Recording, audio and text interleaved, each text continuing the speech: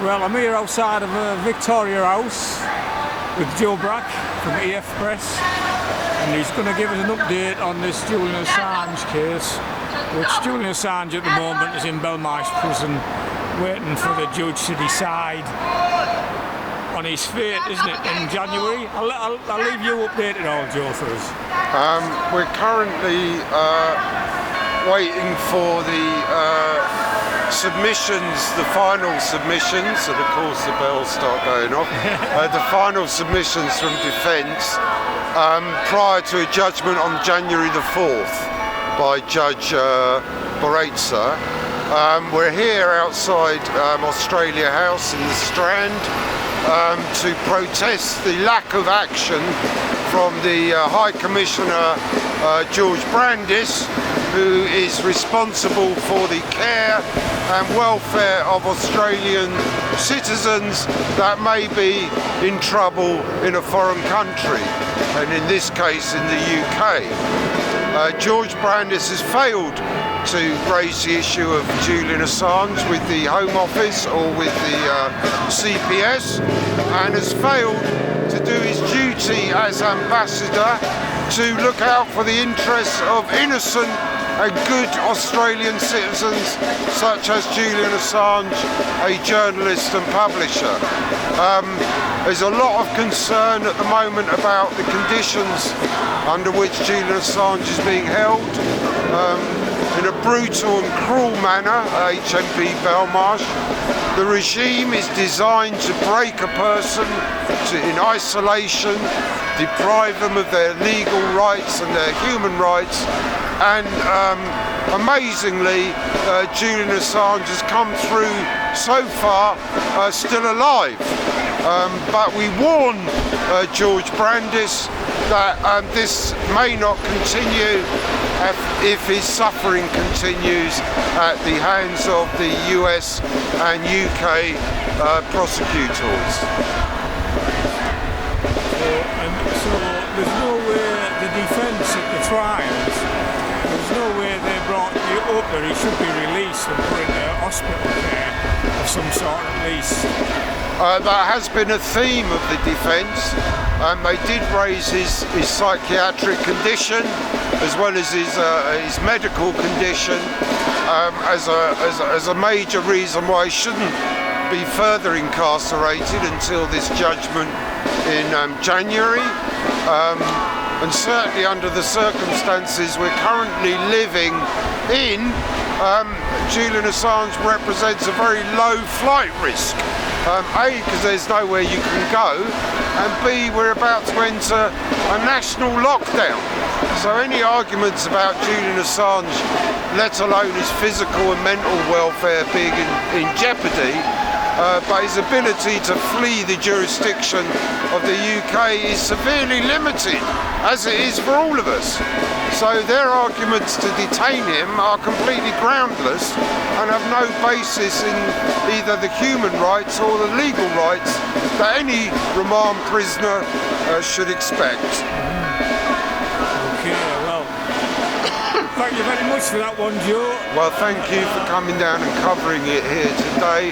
It's very important that independent media take up the baton where the national media have dropped it so brazenly and callously. And we're all at risk.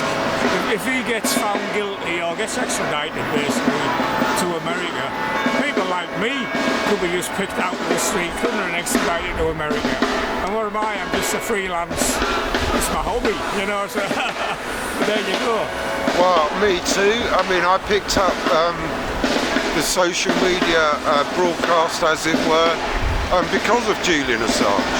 And he was the one who raised my awareness about what is being done to journalists and publishers and the risk that we run of not having people like Julian Assange and their sources protected to reveal the truth to the public about what has been going on with our money in foreign countries and now back home on the streets of Blighty. Involving genocide. That's a big word, I know, but it certainly is. Anyway, Joe, I think there's anything else you'd like to say? just that when we tolerate the crimes of humanity against those in Iraq, Afghanistan and currently in Syria and Yemen, by tolerating those abuses, we are visiting them upon ourselves by a government taking advantage of a crisis. So when we warned people 10 years ago and even further long ago at the beginning of the Iraq war that these crimes would come back and haunt us on the streets of our own countries if we tolerate them against the people of the Middle East. That's it really, that's it. There you go, so I'll be heading back out the island tomorrow, but I'll be back up in December and hope to cross paths with you again. Oh yeah, and keep the music videos going, they're fantastic as well. I recommend it. Not easy to get a gig to film, but it's not, no. You've done better than most, that's for sure, Derek. Much better. Thanks very much, Stuart. Thanks Derek. Cheers.